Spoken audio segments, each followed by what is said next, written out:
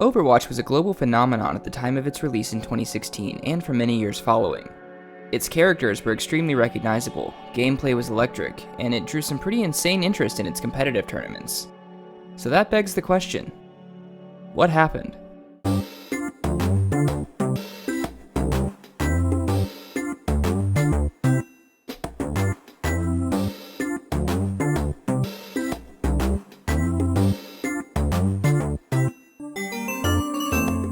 Overwatch was originally released May 24, 2016 for PS4, Xbox One, and Windows, and later on October 3, 2019 for Nintendo Switch. The game was developed by Blizzard Entertainment, who employed a transmedia storytelling strategy since the game did not have a traditional story mode. Animated shorts were released throughout the game's tenure on the Overwatch YouTube channel and Blizzard's website alongside comics and other media that were also made available on the site. This helped to provide players with much needed lore regarding the state of the alternate future of the Overwatch world and the heroes that filled it. The original Overwatch was an online, multiplayer-only FPS with multiple modes. It evolved in many ways over the years, with changes coming to heroes and new modes being added, but the core gameplay remained the same. Players were divided into two teams of 6v6 in order to accomplish goals based on the map that they were playing. Originally, there were no hard limitations on hero choice, though later a role queue was instituted. This required players to choose a role prior to queuing for a match and limited each role to 2 heroes per team. Maps were divided into Control, Escort, or Hybrid formats. In Control, players had to capture and hold a central objective for 2 out of 3 rounds. Escort saw the action move across the length of the map as one team attempts to push a payload across the finish line through multiple checkpoints while the other works to stop them. The hybrid game mode combined these two objectives, where the attacking team needed to first capture an objective to unlock the payload, then push the payload across the finish line. Another game mode included in Overwatch's standard play was Assault, which was another objective capture mode that had a defined attacking and defending team instead of fighting over a central objective. In this mode, the attacking team needed to capture both objectives on the map for victory. Assault was removed from standard play with the changes implemented in Overwatch 2, but more on that later. Heroes were divided into 4 roles at launch: Tank, Offense, Defense, and Support. Offense and Defense would later be combined into a single damage role, thus creating the 3 roles that everyone is familiar with today. Both Offense and Defense heroes were adept at dealing damage, but they were intended to have different focuses. Those heroes who had better movement capabilities fell into the Offense role because they could easily move around the battlefield and even behind enemy lines. Conversely, heroes who excelled more at area control were put into the Defense role. These distinctions still somewhat exist despite the roles being combined, but rebalancing has made them mostly negligible. Unlike some FPS games out there, Overwatch did not give players the ability to create their own kits. Each hero had their own weapons, abilities, and ultimate. Because of this, progression was earned and shown through cosmetics. Players would earn XP the more they played, which would reward them with a loot box every time they leveled up. These contained 5 pieces of randomized loot, which could range from sprays and emotes to skins and voice lines, or coins that could be used to unlock cosmetics of the player's choosing. These could also be purchased with real-world money if players desired to play the odds. At launch, Overwatch was a paid game that cost $60 and contained a roster of 21 heroes and 12 different maps. Free updates were consistent and impactful, whether simply rebalancing the game or adding new content. The first major content added came in the form of a new hero, Ana, added on July 19, 2016. These updates would continue fairly consistently, with new maps and game modes being added as well, until early 2020 when a global pandemic struck and Blizzard focused their attention on creating a sequel. They did, however, continue putting on seasonal events. Speaking of a sequel, Overwatch 2 was made free to play and was released on August 10, 2023 for PS4, PS5, Xbox One, Xbox Series X and S, and Nintendo Switch. Blizzard called it a sequel, but it would be more accurate to say replacement, and even more accurate to say disappointment. Sorry, that was a bit of analysis that snuck out of the analysis section of the video. We'll get to that later. When Blizzard began teasing Overwatch 2, they made many big promises regarding changes that would be coming in response to community feedback. Some of these changes included a playable story and PvE modes, both of which were absent at launch. But I digress. Instead of going super deep here on the basics of Overwatch 2, we are just going to cover the changes made from the original. Starting with standard play, team sizes were changed to 5v5, and there were also multiple new maps and modes added to the rotation. Teams would now be made up of a single tank with 2 damage and 2 support heroes, and players would still queue in for their chosen role. New modes included Push and Flashpoint, with Clash expected to be released in Season 11. Push pits teams against each other in a mirrored map where they are required to escort a robot to the opposing team's spawn. If neither team reaches the spawn, whichever team pushes further wins. Flashpoint is similar to Control, except that there are 5 capture zones across the map. Teams must capture 3 of these to win. Post-recording me here. Apparently Blizzard is now considering testing to re-implement the 6v6 setup, though very little information is available regarding the timing or format of that testing. This appears to be an attempt to reignite players' interest in the game by returning to the original format that popularized it and set it apart from other offerings. We'll see if it sticks. There were a few other updates to heroes as well, such as role passives and a complete rework of a few existing heroes' kits. These new passive abilities made damage heroes move faster, allowed support heroes to automatically regenerate health, and made tanks more resistant to knockback effects. The heroes who got reworks were Bastion, Doomfist, and Orisa.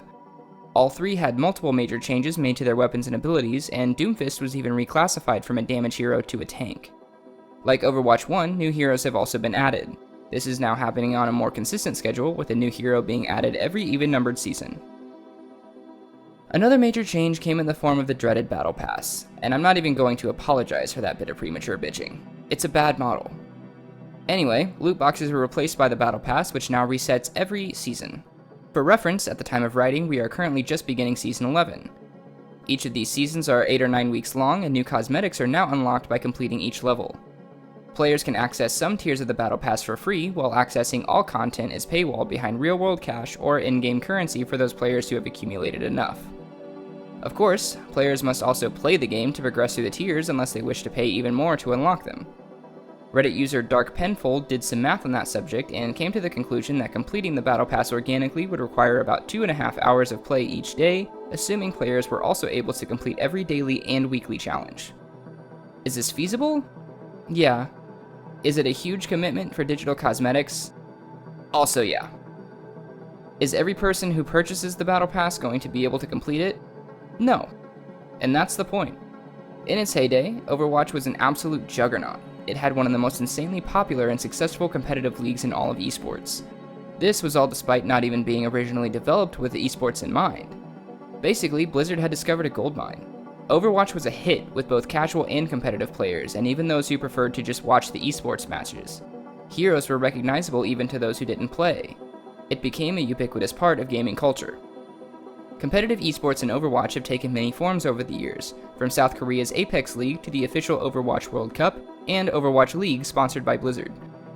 The Overwatch League, or OWL, even had a developmental league called Overwatch Contenders and secured many sports team owners to invest in franchises. At its peak, there were a total of 20 teams based all around the world. Popularity began to decline as time passed and changes were made, and the OWL was also affected by the COVID-19 pandemic, which resulted in it eventually being shut down earlier this year. It was replaced by the more traditionally esports structured Overwatch Champions series. Blizzard has had its share of controversies throughout the run of Overwatch, from a lawsuit over loot boxes to a hero that was named after one of their developers that was later accused of sexual harassment. These controversies, combined with a player base that was disappointed in the game's direction, caused Overwatch's popularity to fizzle out. Many players were disappointed with Blizzard's backpedaling on story/PvE content and the changes that were made to the meta. To be clear, PvE content was finally added in 2023 as part of Season 6, but Blizzard has opted to not continue supporting it due to it not being a financial or critical success. Perhaps it did not perform well because it felt like a half-baked extension of the seasonal event missions from Overwatch archives, and players had to pay to access the other missions.